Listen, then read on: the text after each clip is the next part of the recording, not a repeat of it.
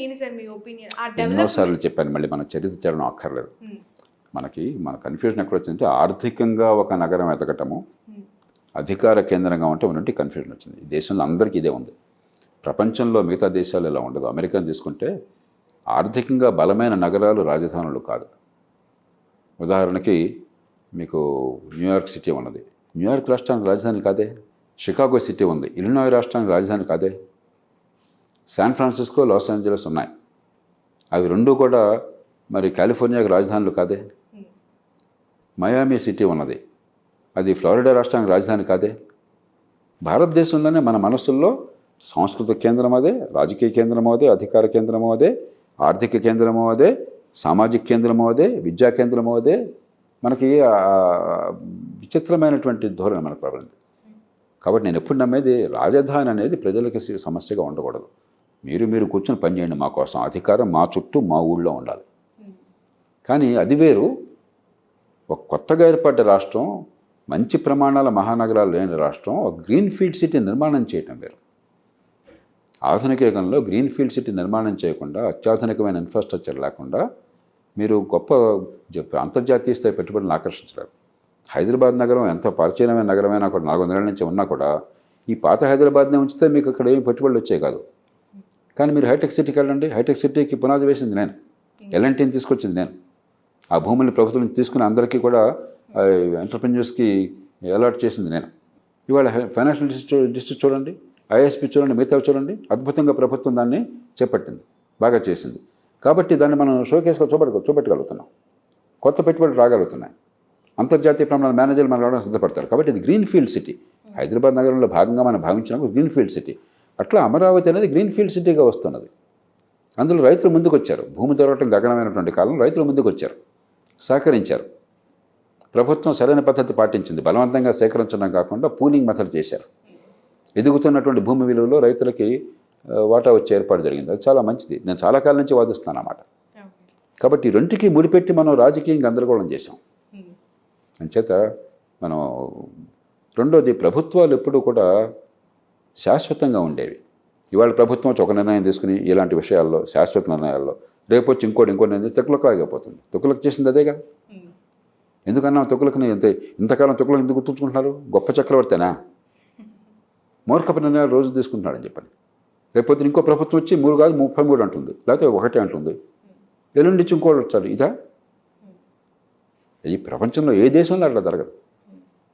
కాబట్టి మన చర్చలో లోతు లేదు. ప్రతిదానికి ఈ పార్టీ ఆ పార్టీ చూస్తున్నారు, కానీ అసలు మనకి రాష్ట్ర ప్రయోజనాలు ఏమిటి, ప్రజల ప్రయోజనాలు ఏంటి ఆలోచించకుండా గుడ్డెద్దు చేలబట్టి అందరూ మాట్లాడుతున్నారు. దానిలో నోరు కలపటం అది నా సంస్కారం కాదు.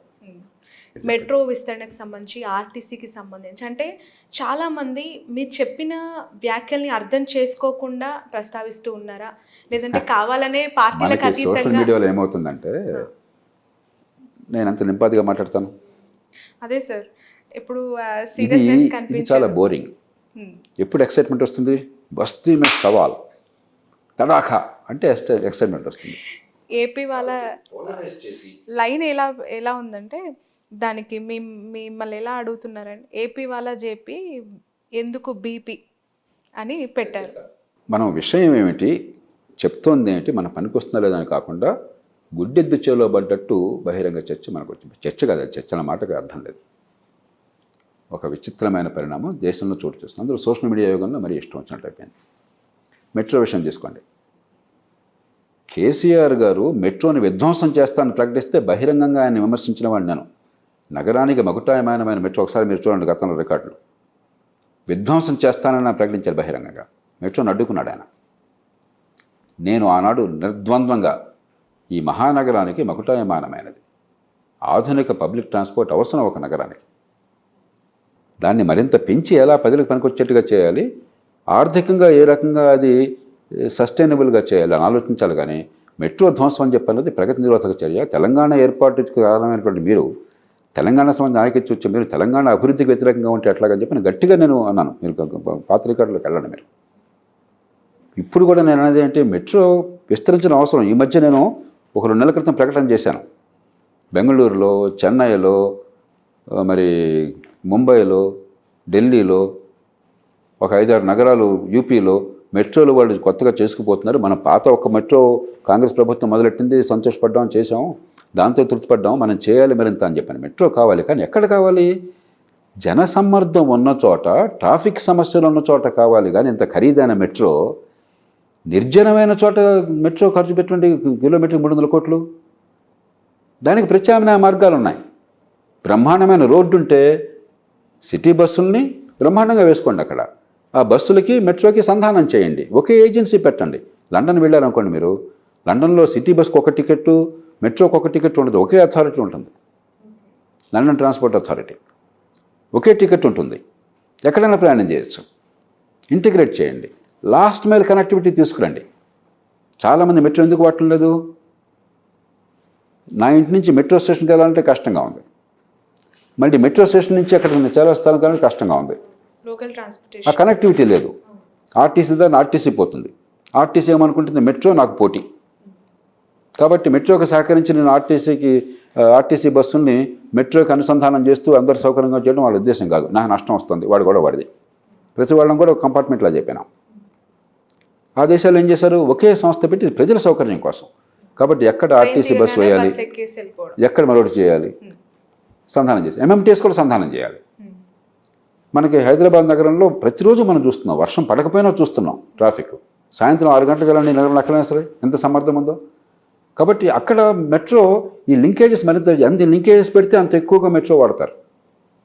ఆ పాయింట్కి వెళ్ళాక మరో మెట్రో ఇంకొక లైన్ తీసుకుంటే ఆ దేశాల్లో blue line, red line, green line, yellow line, రకరకాల లైన్లు పెడతారు. 12-15 ఉంటాయి. మనకు 3 ఉన్నాయి ప్రస్తుతం.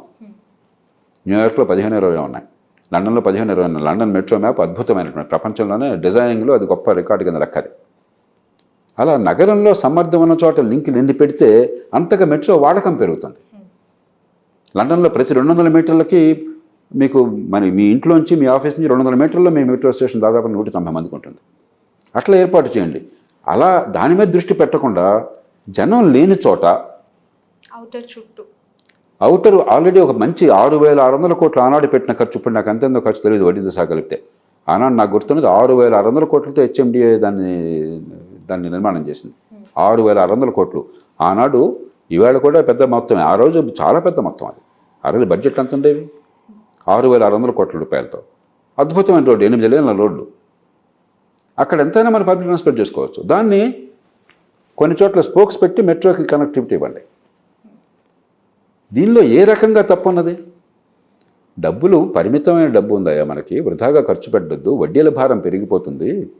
నగరం లోపల చాలా కీలకమైన మెట్రో, అవసరమైన మెట్రో కూడా మిగతా సంధానించకపోవడం చేత ఆ మెట్రోకి లాభాలు రావట్లేదు కదా. ఏడాదికి 1,300 కోట్ల నష్టం వస్తున్నది. ఈ నష్టం ఎవరు భరిస్తారనుకుంటున్నారు? ఎమ్మెల్యేలా, ఎంపీలా, మంత్రులా? ప్రజలు పన్నుల డబ్బుల నుంచి. కాబట్టి నష్టం తగ్గే రీతిలో, మన అవసరం తీరే రీతిలో, మన సౌకర్యం పెరిగే రీతిలో ఉండాలి. గుడ్డెద్దు చేలో పడ్డట్టు ప్రజాధనాన్ని వృధా చేయవలనా? దీనిలో అసలు ఏ లైన్ ఉండాలన్న విషయంలో మనం చర్చించుకోవచ్చు. నా దగ్గరికి వెళ్ళి మీ దగ్గర సమాచారం జేపీ గారు మరి ఫలానా ఆర్టీసీ క్రాస్ దగ్గర జనాభా బాగా ఉన్నారు, అక్కడ మెట్రో సరిగ్గా సరిపోవట్లేదు, లేకపోతే మరో చోట ఉన్నారు, ఏదో మీరు చెప్పచ్చు. దానికి దృష్టాంతాలు ఉంటాయి. ఎంతమంది ఎన్ని వాహనాలు వెళ్తున్నారు, ఎంతమంది ప్రజలు వెళ్తున్నారు, ఎంతమంది మెట్రో అవసరం అని చెప్పి మనకి లెక్కలు చేస్తారు. దానికి ప్రొఫెషనల్స్ చూస్తారు.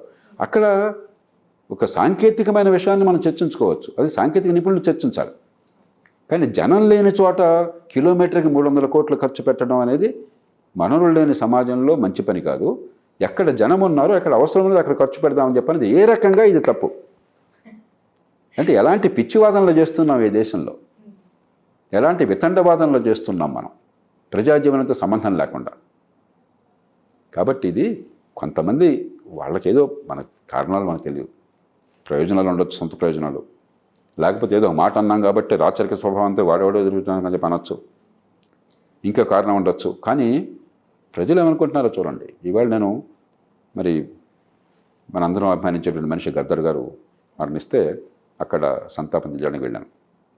100 మంది ఏ పార్టీల వాళ్ళు ఎదురు నన్ను తిడుతున్నారో, తిట్టిస్తున్నారో వాళ్ళతో, వాళ్ళ పార్టీల కార్యకర్తలు వచ్చి నా దగ్గరికి వచ్చి అభినందనలు లేకపోతే ఆప్యాయం చూపెట్టారు. కాబట్టి అసలు ఈ ఉపరితలం మీద సోషల్ మీడియా ద్వారా, ట్రోల్స్ ద్వారా వచ్చేటువంటి చర్చకి, జనజీవనానికి, జన అభిప్రాయాలకి సంబంధం చాలా సందర్భాల్లో ఉండదు. రియాలిటీ వేరు ఇక్కడ కనిపిస్తుంది. కాబట్టి మీరు చూడాల్సింది జేపీ మాట్లాడినా, వెంకయ్య మాట్లాడినా, పుల్లయ్య మాట్లాడినా, మహనీయుడు మాట్లాడినా ఏం చెప్పారు, వాస్తవాల ఆధారంగా ఉందా, హేతుబద్ధంగా ఉందా, ప్రజల సంక్షేమం కోసం ఉందా లేదా. మిగతా అనవసరం. వాడు ఎవడు చెప్పాడు, వాడు కులం ఏంటి, వాడు మతం ఏంటి మనకు ఎందుకండి. వాడిని పెళ్లి చేసుకోవచ్చు ఏమైనా ఆలోచించండి. మీకు మిగతా మీకెందుకు. వాడు చెప్పింది వాడు చేసేది మనకు మంచిదా కాదా. దాన్ని దాటి వీడి కులము, వీడి మతము, వీడి పార్టీ, వీడి వర్గము, వీడి ఒంటి పొడుగు, వీడి ఒంటి రంగు ఇవన్నీ ఆలోచించామంటే మనం ఉన్మాదంలో పడుతున్నట్లు లెక్క.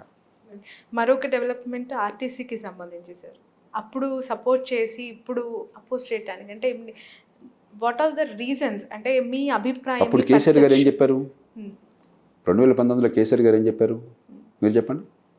ఆర్టీసీ విలీనం దిశగా మాట్లాడినప్పుడు సాధ్యం కాదు అన్నారు కదా. అవును. అప్పుడు ఎవరు సమర్థించారు ఆయన్ని. నేను ఒక్కడనే సమర్థించాను తెలుగు రాష్ట్రాల్లో బలంగా, ఆయన వాదన సరైందని. ఈవాడు ఆ వాదన కట్టుబడి ఉంది ఎవరు, మీరు. ఉల్లంఘించింది ఎవరు, కేసీఆర్ గారు. పొరపాటు ఉంటే ఎవరిది.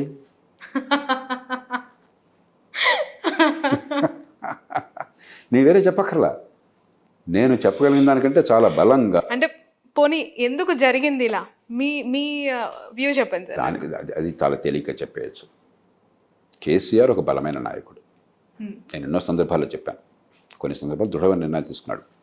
కానీ ఒక 10 ఏళ్ళు ఒక ప్రభుత్వం నడిచేసరికి కొంచెం భయం ప్రారంభమవుతుంది, ప్రభుత్వ వ్యతిరేకత ప్రారంభమవుతుంది. కాంగ్రెస్ పార్టీ కర్ణాటకలో అన్నీ ఉచితంగా ఇచ్చేస్తామని అక్కడ గెలిచారు. ఇప్పుడు తడిసిపోతుంది అక్కడ. ఈ నేపథ్యంలో కాంగ్రెస్ పార్టీ మళ్ళీ అట్లాంటి పనులు చేస్తానని నీకు తెలుసు.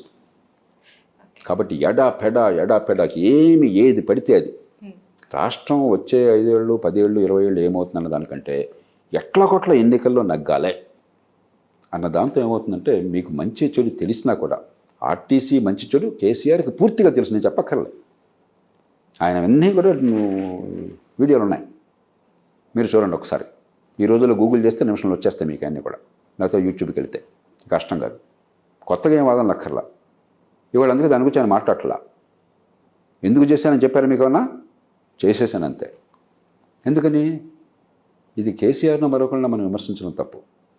మన రాజకీయంలో ఒక జాతి, ఒక రాష్ట్రం, ఒక దేశం దీర్ఘకాలిక ప్రయోజనాలు అంటే పేదరికాన్ని తొలగించటం, సామాన్యులకు న్యాయం అందటం, నిజమైన విద్య నైపుణ్యాన్ని అందించి పెట్టుబడులు పెంచటం, మంచి ఆరోగ్యాన్ని ఇవ్వటం, చట్టబద్ధ పాలన తేవటం, వర్షం వస్తే వరదలు రాకుండా మౌలిక సదుపాయాలు బాగు చేయటం, మురుగునీటి పరిధులు సరిగ్గా ఉండటం, మంచినీటి సరిగ్గా అందే ఏర్పాటు చేయటం, ఇవన్నీ చాలా కష్టమైన పనులు, దీర్ఘకాల పనులు.